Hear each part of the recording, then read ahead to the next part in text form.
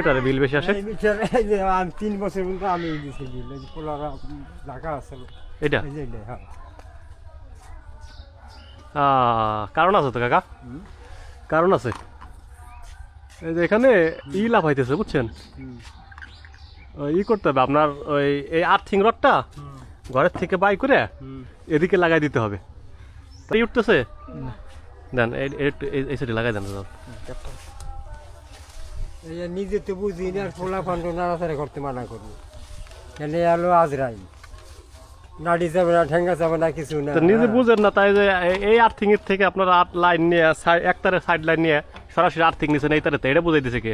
ওইটা কইতেছে, যদি কইলাম যে বিল লাগতে হয় যে, হ্যাঁ কে বিল লিখতেছে সে করে দেবে আপনার ঘরের কাজ? এগুলো তো করে আপনার ঘরের ইলেকট্রিশিয়ান যারা আছে তারা করে।